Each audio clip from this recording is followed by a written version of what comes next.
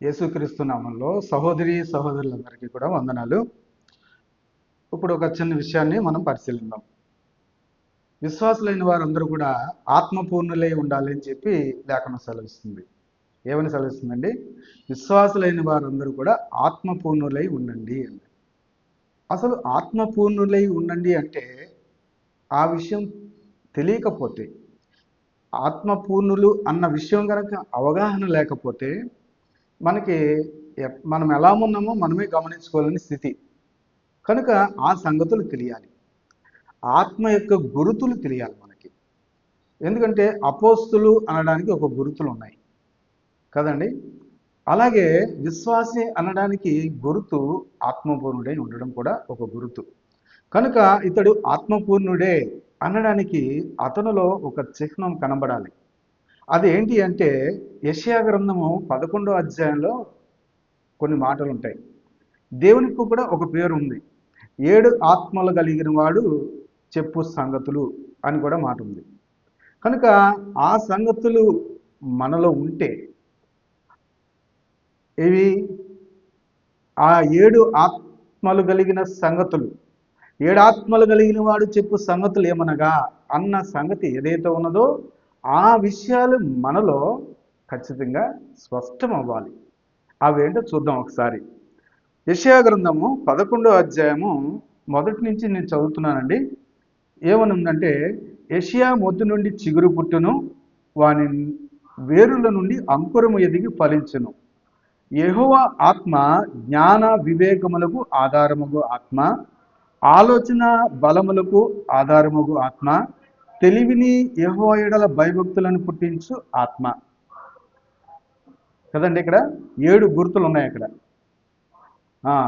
7 ఆత్మలు కలిగిన వాడు చెప్పు సంగతులు అని అన్నారు కదా. దానికి ఇక్కడ ముందు ఆ విషయం చూస్తున్నాను. ఏమున్నాయంట? జ్ఞానము వివేకము, దానికి ఆధారం ఆయనే. తర్వాత ఆలోచన బలము, ఏమండి? తర్వాత తెలివి, యెహోవా యెడల భయము, భక్తి. మీరు కౌంట్ చేసుకుంటే 7 వస్తాయి. ఈయన ఈ సంగతులు ఉన్నవాడే ఆయన. ఆ 7 ఆత్మలు కలిగిన వాడు చెప్పు సంగతులు ఏమనగా అన్నది ప్రకటన గ్రంథంలో మనం చూస్తాం. కనుక ఆయన ఆత్మ మనలో ఉంటే ఈ గుర్తులు కూడా మనలో ఉంటాయి. ఏమేమి ఉంటాయంట? జ్ఞానం కలిగి ఉంటామంట, వివేకం కలిగి ఉంటామంట, ఆలోచన కలిగి ఉంటామంట, బలము కలిగి ఉంటామంట. దీనికి ఆధారమైన ఆత్మ మనలో ఉన్నప్పుడు ఆ తెలివి, పరలోకము నుండి వచ్చే ఆ యొక్క తెలివి. తర్వాత ఇంకొక మాట, యెహోవా ఎడల భయభక్తులను పుట్టించే స్థితి. యెహోవా ఎడల, దేవుని ఎడల భయమును భక్తిని పుట్టించే స్థితి. భక్తి ఒకటే కాదు, భయముతో కూడిన భక్తిని పుట్టించే స్థితి కూడా ఆ ఆత్మకు గుర్తు అని చెప్పి మనం గుర్తించాలి.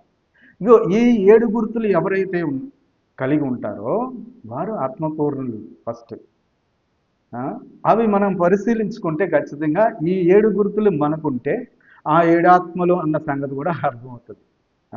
కనుక ఈ 7 ఆత్మలు మనలో ఉన్నాయా లేదా, పనిచేస్తున్నాయా లేదా, మనం చోటిచ్చామా లేదా, ఆ పూర్ణత అంటే ఏంటి?